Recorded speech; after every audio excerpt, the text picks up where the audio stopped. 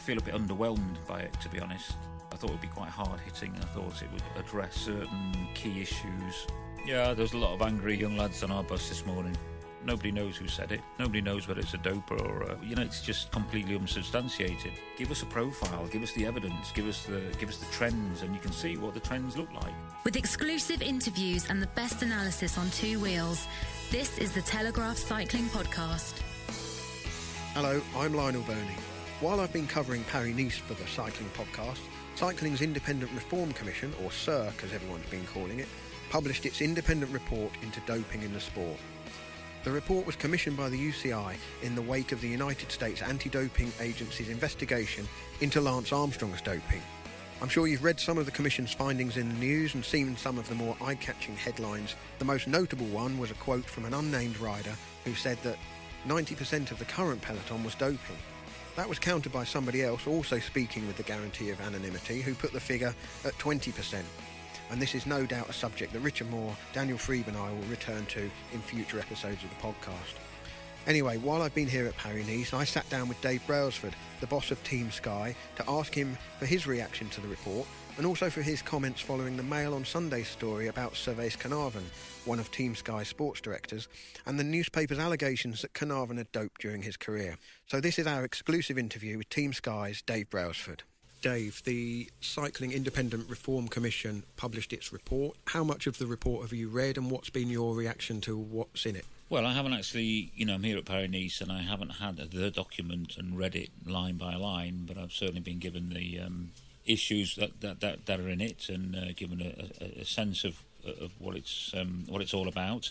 Would you say then that the media coverage has perhaps shaped more of your perception of what's in the report, or have you seen enough of the report to put into context how the media has reacted to it today? That's a good question, actually, because I think what we have is a document, and then people will see that and read that document through different lenses depending on what part of the sport they're in, and then they'll also, there's the media side of it, and we can see how the media have gone about reporting the different aspects within it and what approach they've taken to it. And from what I've seen, I think some of it has gone with the big glory headline of, or scandal headline, 90% of the peloton's still doping, whereas I think I've read quite a few good balanced pieces which reflects what's in there in a balanced and honest and in a good way, I think. And so as you'd expect, a bit of a broad brush, really.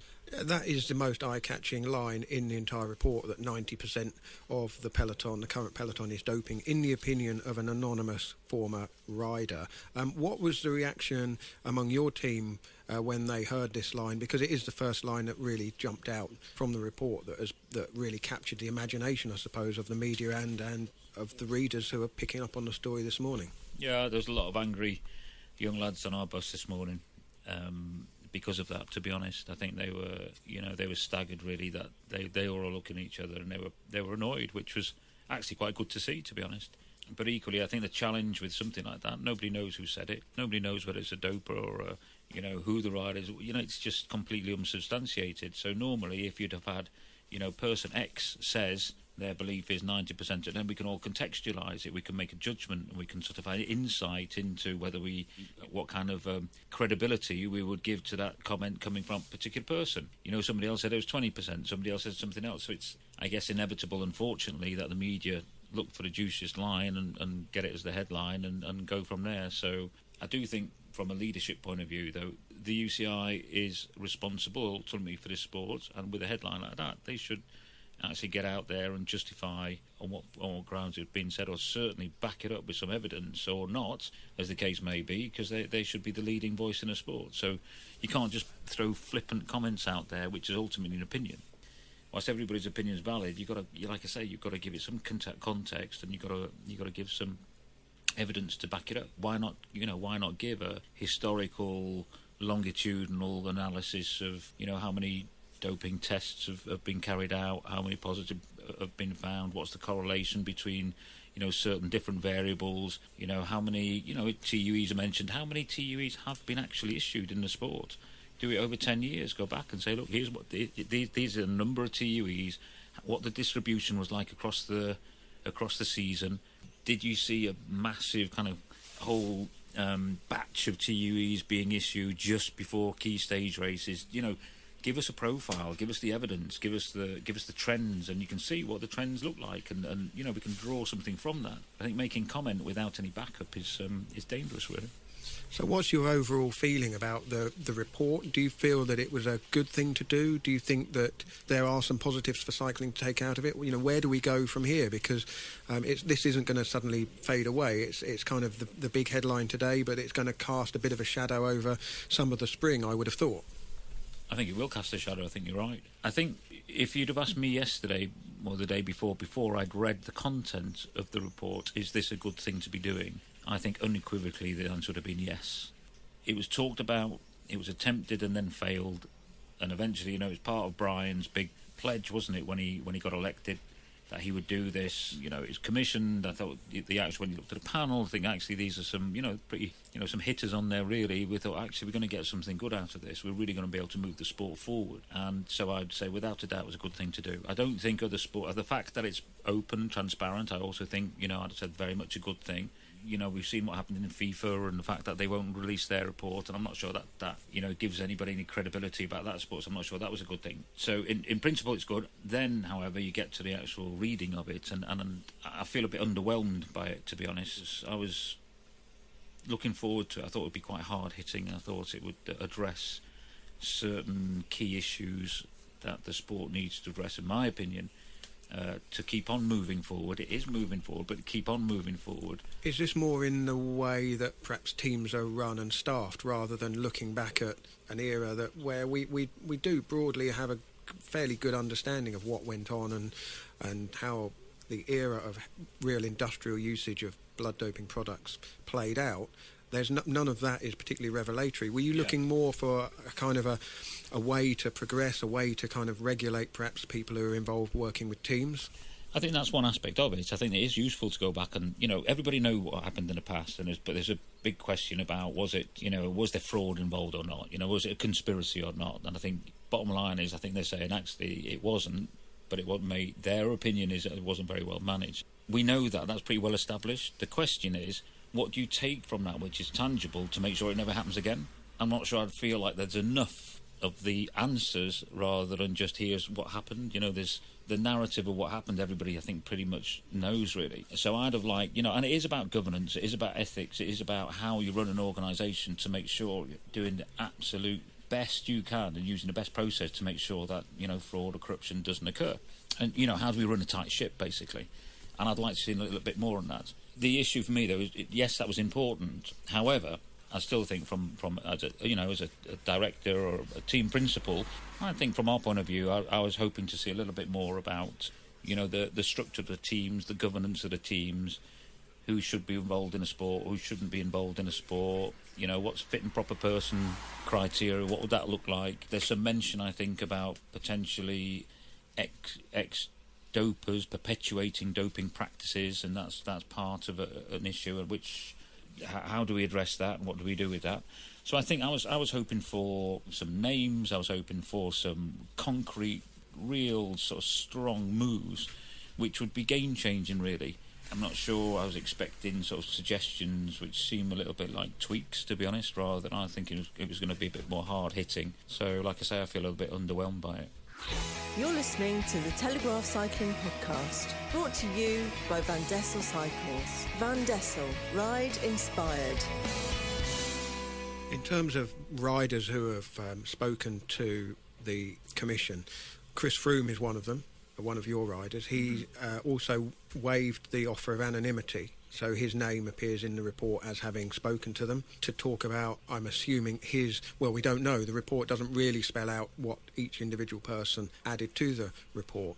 One thing that's leapt out was when the riders are named at the end, that they've cooperated or spoken to the people running the Commission, they're all presented there, and Chris Froome, his name appears amongst a list of people who have tested positive several times, in some cases been subject of very high-profile doping scandals. It doesn't strike me as particularly the greatest incentive for future cooperation when it comes to giving an accurate picture of how the sport is.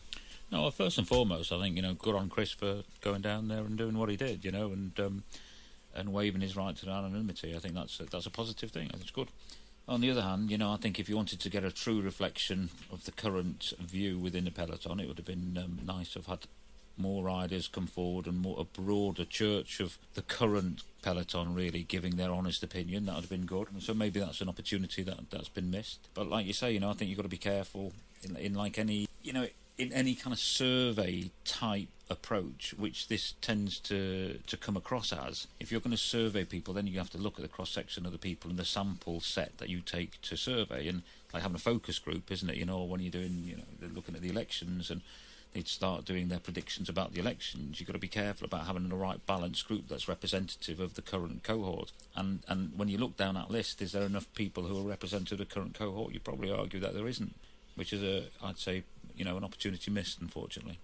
But in terms of how well publicised it was to your riders, I mean, do you know of any others who did go and talk to them from your team? No, and it's not something that we decided to, it wasn't, we didn't give a mandate, say you have to go and do it, so it's a personal thing at the end of the day. But for a lot of the guys, I'm not sure they really understood and realised what was going on. I don't think they it's kind of they were aware of something and we tried to explain a little bit, but I'm not too sure they were fully engaged. And, hindsight's a great thing, but I'm sure they, in the future, just rock up to a race, come to the team hotel, sit down and interview everybody whilst they're at a race. Have 20 minutes with each rider over a period of race, try and get around every team, get everybody's opinion. I don't think that would have been too difficult thing to do. You say that. I mean, what sort of questions would you be asking if you'd been running the commission? I mean, how far would you go? Would you sit down, get your 9 riders, 8 riders together and ask them individually and anonymously, have you ever been offered doping products? Have you ever taken doping products? Have you ever had TUEs? What's your attitude to using TUEs and applying for them? I mean, these to me seem like the sort of relevant questions that would give an accurate picture of the current landscape. Yeah, I agree, and I think I'd add, have you ever witnessed anything that you think was probably doping? Have you ever been approached about doping? Are you aware of anything that's going on in the sport? And I think you're right. That's the sort of the line of questioning, and a bit of it is about fact finding, isn't it? And I think the anonymity is important because you'd like to think people would be honest if they had the right to anonymity. And I think that's one of the principles that's applied here. But equally with anonymity, if you're going to say something with anonymity and then you publish those anonymous quotes, I'm not quite sure that's necessarily stacks up. What? Because you think there might be jigsaw identification problems, or it's a bit like this 90% quote, isn't it? We don't know who it is, don't know who said it, and if you're going to make anonymous quotes, then how do you go back and verify the nature of those quotes? And I think that's where, unfortunately, it would be good to get, rather than just, there's 2 quotes, but one person says 20%, one person says 90%. That's only 2 people, out of the entire crop of people involved. It would have been nicer to get a broader spread of the distribution of opinion, so you could do a proper normalised distribution where you could see actually within one standard deviation, this is the general opinion, and then you go out to the 95th percentile each side, and you've got actually, these are the overly positive people, and these are potentially the overly negative people, but the general opinion seems to be X. And we all know about the wisdom of crowds. The whole thing about the wisdom of crowds, when you ask a lot of people, you tend to get a general opinion, which isn't too far from the truth. So it's a shame that they didn't manage to achieve that. You're listening to the Telegraph Cycling Podcast, brought to you by Van Dessel Cycles. Van Dessel, ride inspired. So in terms of how the fallout for this will affect cycling, there's been an awful lot of coverage in the media as a direct result of the report's findings. Where do you think this leaves professional cycling, particularly at a time when there are various moves to try and professionalise really a lot of the structures and the governance of the sport, and particularly the UCI as it tries to improve its image from an image of, at best, kind of tolerating shady practices to go on? That's a good question, really, because I think if you're asking where does it leave the sport, I think, bright people and sensible people get the report, they'll read it and they'll form their own opinion. And they'll also see, so they'll read the bits which, the more negative bits, but they'll read the more positive bits, which are things like, there's quite clear evidence that there's a much reduced prevalence of systematic doping within teams, for example, and the EPO era does seem to be over. And so that, there are different, I was saying there are maybe different doping techniques being used, but I think the prevalence of it is a lot less, and I think there are positives in there, and we haven't got to an end point. What we're doing is that, you know, the sport was in a mess and it's moving forward, and it's moving forward in steps. And I think you can recognise that actually, you know, some of the positive things as well as some of the more challenging, you know, things that are in the report. So if you're somebody who wants to really understand what that report's like, you'd read it yourself. You wouldn't think about the newspapers, and you'd think about forming your own opinion. However, if you're going to read the newspaper's opinion, a lot of them, from what I can see, you know, have gone for the headline. Which will bias people's opinions and maybe not give a true reflection of the report. Who knows? And I think that's a bit of a challenge. So you've got PR on one side and facts and making up your own decision on the other, I guess. In terms of the challenge ahead for the UCI and for the anti-doping authorities, it does seem from the report that sort of micro-dosing is the area that needs to be looked at next. It's the clamping down on the opportunity for systematic doping within teams, heavy usage of doping, all of the things that we've read about in Tyler Hamilton's books and Lance Armstrong's confession and all of that. It's scaled down to restrict opportunity and restrict the benefits, but still the temptation may be there for microdosing or using, you know, less heavyweight substances perhaps. So do you think that's where the UCI needs to invest? I mean, if you were head of the UCI's anti-doping policy, what would you be doing knowing that you've got 20 plus teams to police? I think if I was the head of the UCI looking after the doping side of things, I would start with a zero tolerance to all the little things rather than going for the big hit to knock out the big things. I think you'd do both, obviously, but I think if you did get on top of, really get on top of all of the sort of the creep around the edges that seems to potentially be possible, you know, is there a misuse of TUEs, you know, tramadol, etc., etc., etc. If you really clamped down and made it impossible to have all those little things, you kind of create an environment then, which is, I think, you're working from, you know, all those little things will clump together. You know, it's a bit like and they put you in a better place. But also, you've got to go for the big thing. So, I'd have personally, I would go more along the route of getting for the World Tour teams 22 really qualified guys who are like investigators, if you like, and I'd make them live and be amongst every team. I'd rotate them so they couldn't get bought off and there was no bias, and I'd make them so they'd be with us at this race, they'd be in our team meetings, they'd be in our medical notes, they could have a list of everything the rider was taking, you know, etc., etc., etc., and really have somebody on the case. They can talk to our doctors, they can see every single thing, that every prescription they write out, they could have. They can liaise with one another. They could look at, you know, they could just look at everything going on, you know. So stay in the hotel, travel in the bus, as far as that? Yeah, go in everybody's suitcase. If somebody's microdosing during the race or microdosing, presumably they've got to take something with them. Where is it?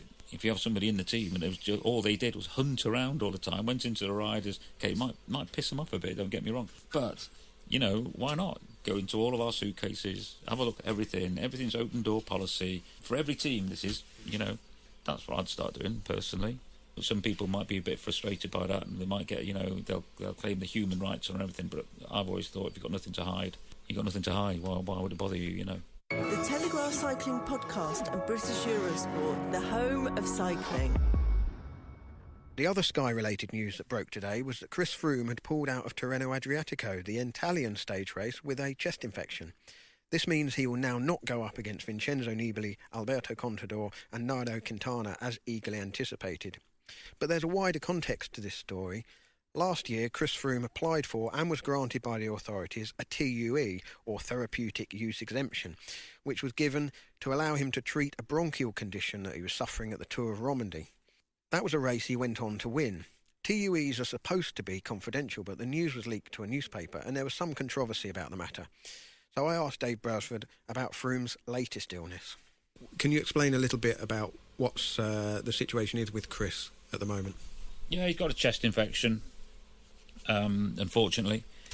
And what we don't want to do is, if he goes and makes some, you know, strong, violent efforts in a race, chances are it could make it worse. So I think from a precautionary point of view, we just thought, you know, it starts with a team time trial. It's quite a violent effort, obviously.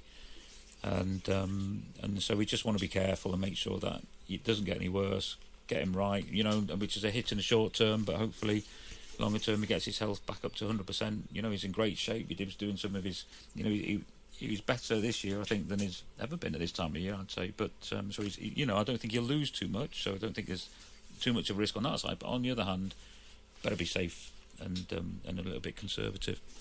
Now, last year, obviously, Chris applied for and was granted a TUE for the Tour of Romandie, which he subsequently won. And obviously, that story then came out and caused a fair bit of controversy, which you had to deal with. Is Chris's condition too serious to be treated with a regular medicine or a prescribed medicine, or did you consider a TUE? Did you consider it, and reflecting on last year's controversy, decide not to pursue that course of events? Well, I think the whole TUE thing's worth clarifying a little bit. We can't decide whether he has a TUE or not. He has to go and get it, tested, and there has to be sort of medical parameters which he has to have met before he can be given a TUE or not. So it's not something that we pull out of our back pocket and go, oh, by the way, we'll use this joker. It's just not how it works. And I think it's also worth clarifying that these guys, all the riders, professional cyclists, they push themselves to a limit. And they're riding it's pretty extreme what they're doing to themselves. But when they get sick, to a certain extent, if they get, very sick, there are certain medications that they need to use to get them better. And I've got no problem with, the right medication being used for the right illness for the right reason. However, I do think that it's, it is worth taking into consideration the fact that there is a growing concern, I think, about the use of TUEs. And I think wherever possible, not issuing TUEs during a race makes sense. I think we are trying to work in an environment where more and more we need to try and get the confidence of people. So if that can be avoided, then I think it's a good thing. So I haven't spoken to the doctor today who's looking at Chris, so I couldn't give you an exact update. But he won't be racing with a TUE in Tirreno, that's for sure. The Telegraph Cycling Podcast and British Eurosport, the home of cycling. The Mail on Sunday pieced together documents from a court case that centred on the TVM team that was raided by police during the 1998 Tour de France and eventually withdrew from that race. Stephen de Jong and Servais Carnarvon were both members of that TVM team, and years later they became sports directors at Team Sky. After the reasoned decision in 2012 that brought about the downfall of Lance Armstrong, Team Sky sat down with all of their riders and management to reiterate their zero-tolerance policy. After that, there were a number of departures from the team, including Sean Yates, Stephen de Jong and Bobby Julich, all of whom have since returned to the sport and are currently working with Tinkoff Saxo. A correction here, during the interview I said that Julich was with BMC. He was last season, but he's since joined Tinkoff Saxo. This goes back to late 2009 in a way, and an interview I did with Dave Brailsford. During that interview, I questioned what he meant by zero tolerance. At the time, he said Team Sky would not hire anyone with an association with doping, and I'd wanted to know what he meant by that. If I'm blunt, the Mail on Sunday story, thoroughly researched though it was, did not contain much that couldn't have been ascertained by visiting the offices of Cycling Weekly and reading the magazine's coverage of the arrest and court case as it played out between 1998 and 2001. This is not a defence of Sky, but it is worth bearing in mind that there's no rule that says ex-dopers cannot work for pro teams. The zero-tolerance approach is not a UCI rule, but a Sky policy. Anyway, I asked Brailsford about the Carnarvon case and where it stands now. What was your reaction to that story, and what's the latest situation with Servais Carnarvon? Well, I think the fundamental sort of starting point for that story is, well, two things really. One is, this is something that happened 18 years ago, whatever. However, I can still see why it's relevant. And the other, of course, is our zero tolerance policy. And I think it was the challenge that this presented to our policy was the issue, more than necessarily an attack on Servais directly, as far as I could see anyway. So I think it's worth reiterating, really, and clarifying that when we started, we sat down at the start of Team Sky with a blank sheet of paper, and you think, right, okay, how are we going to do this? What approach should we take to this? And at the time, we thought, you know what, shall we take people in the team who've been, prosecuted for doping or been sanctioned for doping? And we thought, actually, no, we won't do that.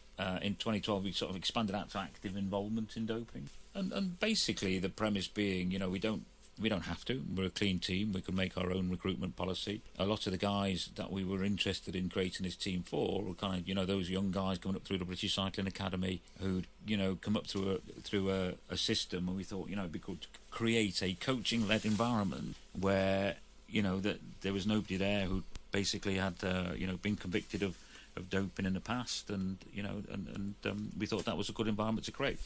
And it was difficult at the time because there was obviously Dave Miller who'd had this conviction, and it'd have been great in many respects. You think, wow, to start a British team and all the rest of it. So it was a tough decision at the time to say no, but that's the decision we decided we'd take. So from then on, we also then said, actually, from a recruitment point of view, we'll try and avoid where we can we won't appoint anybody who's had a previous conviction for doping, but obviously it's got to be substantiated.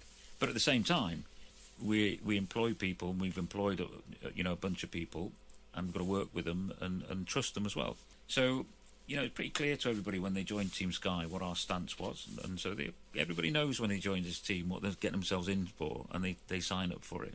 Then 2012 came along, and the whole... So this is the reasoned decision, the USADA investigation into Lance Armstrong, and there were various people named and the fallout.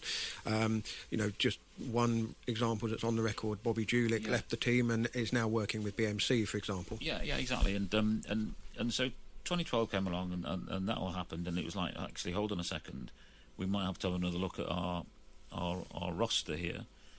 So we sat down and we said to everybody, look, we had an interview with everybody, with myself and Steve Peters, and we just basically said, look, guys, listen, this is our policy. We stand by it. And look, if you've done something, if you have had something in the past, we're not judging you. You did what you did. It's not...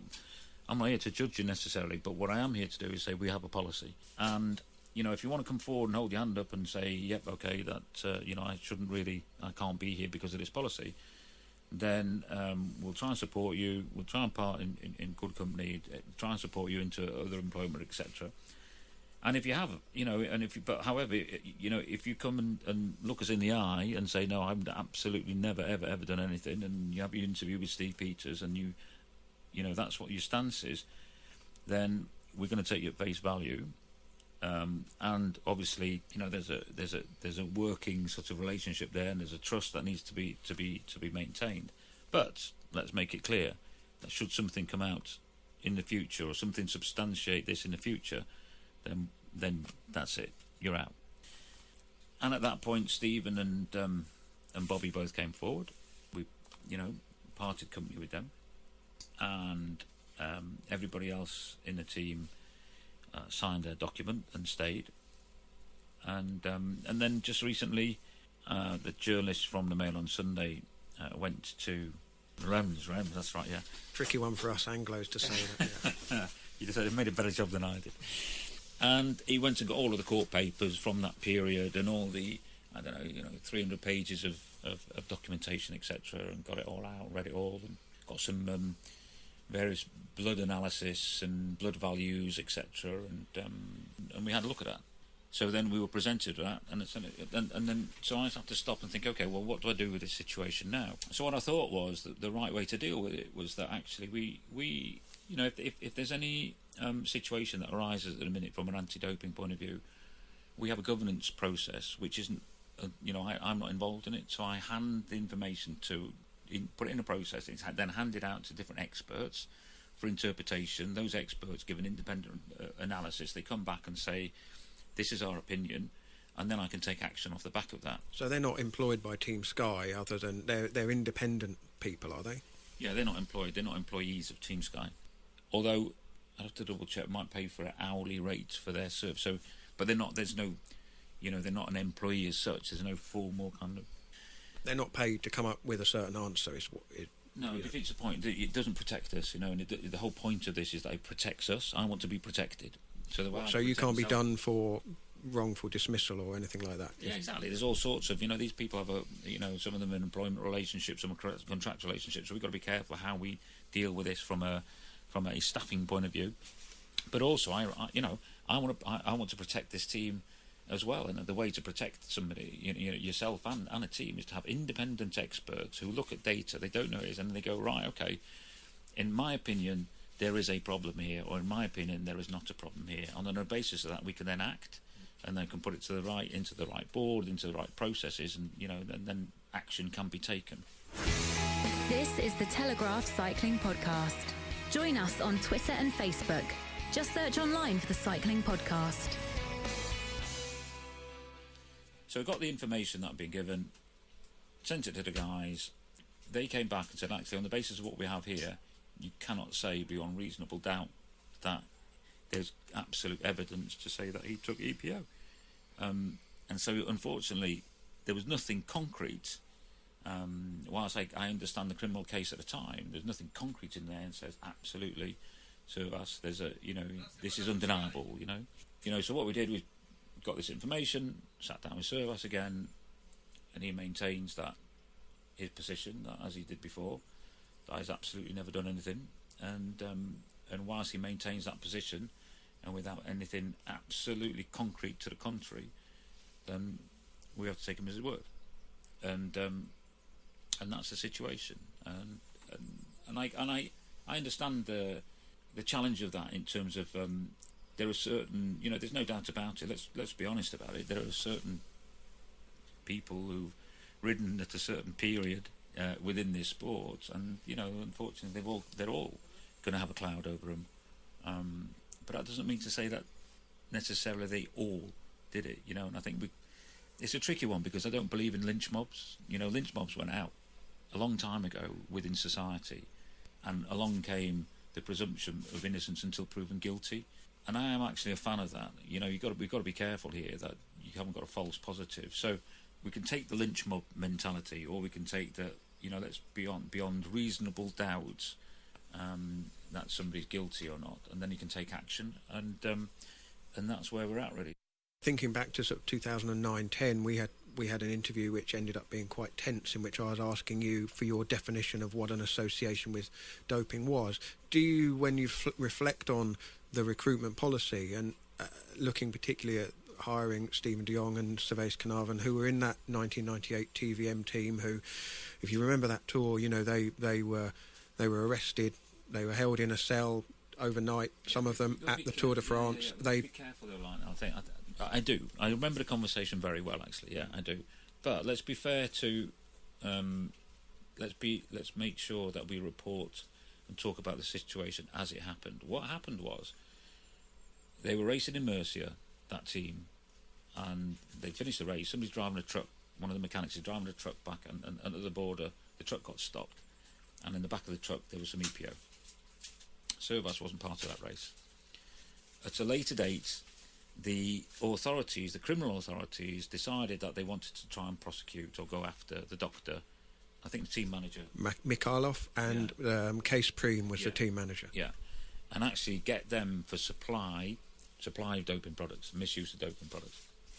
So during the tour, the reason that all the guys got stopped and they all got taken to hospital, urine test, blood test, and hair test, was to try and establish a case. So they became witnesses in the case against the doctor.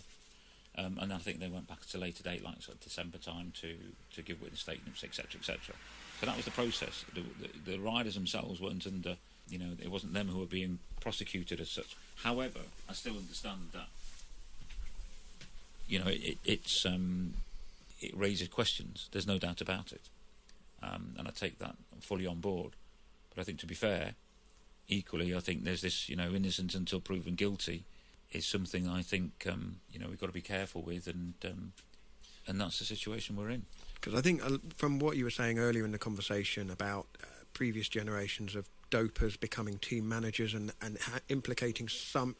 implementing some kind of fit and proper person test to make sure that, the secrets of a past generation aren't passed down to young riders coming into the sport, because, most teenagers don't come into cycling dreaming of injecting substances and hooking themselves up to drips and getting involved in, a sport which requires that of them. The difficulty in this case is, if you you've got the zero tolerance policy, and then it comes to light that people have been involved in that or haven't, and some have been and have left, but are now free to go and work for other teams. Do you not feel that the policy is unworkable and not worth persisting with? Wouldn't it be easier to? Yeah, of course it'd be easier, but that's not going to be. But you would lay yourself. You wouldn't lay yourself open to the accusations of hypocrisy. I don't mind. Listen, life isn't easy, and getting to certain places in life isn't easy, and sometimes it's a journey, and sometimes you get things right, sometimes you get things wrong, and because it's a challenge, and these situations have presented a challenge, to manage. Doesn't mean to say it's wrong.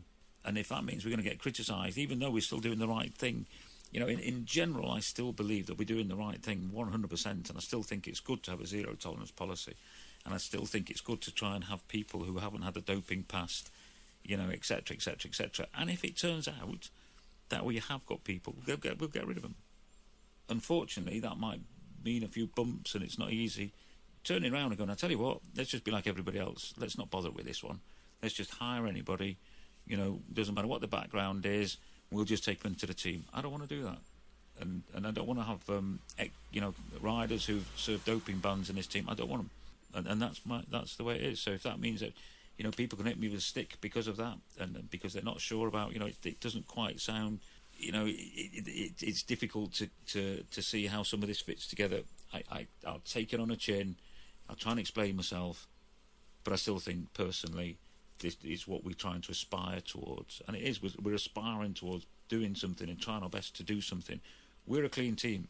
We're not cheating. We're doing it the right way. We're a coaching-led team. We're using science. We're using technology. There's no doubt about it, and we're using that to the utmost to try and inform how we can get better at human performance. But we're a clean team, and I think that we're the type of team that this sport needs, because we are forward-thinking. I will put my neck on the line. I will take the knocks. I don't mind being criticised if I think it's going to get us to a better place. And that's the way I see it, and that's what I'm going to continue to do, And sometimes, I think from a leadership point of view, the UCI should be a little bit more, stick your neck out, a little bit more. Be a bit more bold with some of the things they're doing, And if you get criticised for it, so, that's parcel of getting to somewhere new. You can't change something. If you want to change something in life, normally you're going to get some resistance and you're going to get some knocks along the way. For sure you are. But, if there's obstacles, find a way around it. I think we could do a lot more. I really do. But UCI lead the sport. I lead this team. So I'll lead this team the way I can, and I'll do whatever I can to try and help the sport and show that and demonstrate what can be done. And the UCI should be doing the same. You're listening to the Telegraph Cycling Podcast, brought to you by Van Dessel Cycles. Van Dessel, ride inspired. So does it frustrate you when the assumption is that you must have found something, some kind of technique, some kind of substance that is helping cut corners there? Well, I think you always, the challenge of this environment is if you do something, people always assume the worst first and see it through that lens. And you could argue, given the past of the sport, fair enough. I think people are right to ask questions. On the other hand,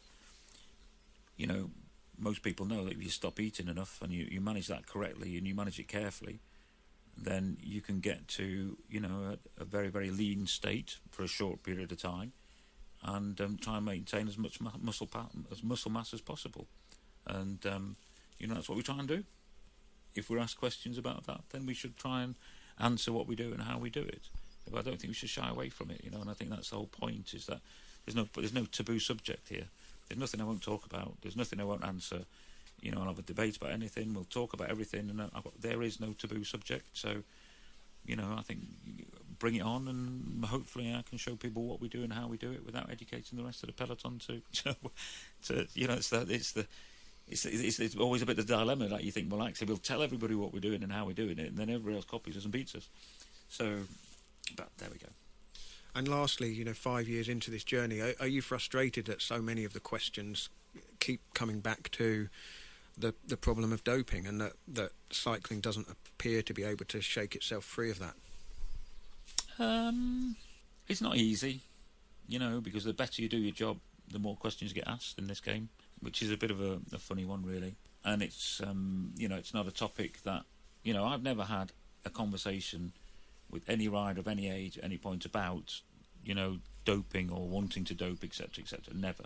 And I never will. So it is difficult to get pulled into a world that I was never involved in, don't want to be involved in, never will be involved in. However, you recognise your role, in the position that I've got. I recognise my role in trying to move things forward.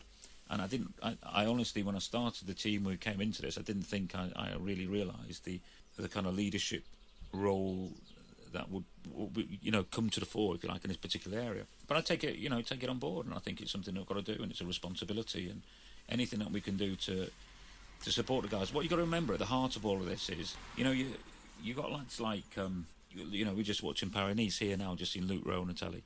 Luke Rowe, your Ben Swifts, your Geraint Thomas, you know, the guys who are coming up, particularly those young guys, it's hard for them. They've done nothing wrong. They're not cheating. You know, they're 100%, they're not cheating. And somebody needs to look after them. And somebody needs to fight for their future. And somebody needs to fight for the fact that everybody should understand they're not cheating. And if that's got to be me because they're all I'm in, then I'm happy to do that because they deserve to be looked after. Thank you very much. Thank you. We talk in a bit more detail about Sky's recruitment policy and anti-doping policy in the Friends of the Podcast special episode, which looks at the first 5 years of Team Sky and is available to everyone who's signed up to the Friends of the Podcast scheme. And you can do that by visiting www.thecyclingpodcast.com. It will cost you £5, but for that you will get 11 special episodes, which we will be releasing on roughly a monthly basis over the course of the year. The second of those special episodes will be released in a couple of weeks' time. We're working on that at the moment. All that leaves me to say is a big thank you to our two sponsors, Van Dessel and British Eurosport. So thank you very much for listening.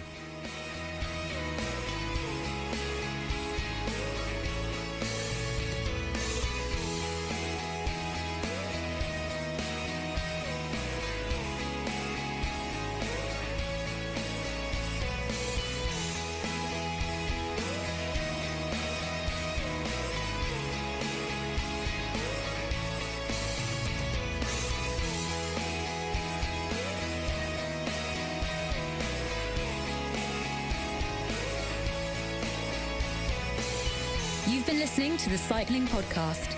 Thank you to Glass Pair for the music in this episode. For more information and to download more editions of the show, visit thecyclingpodcast.com.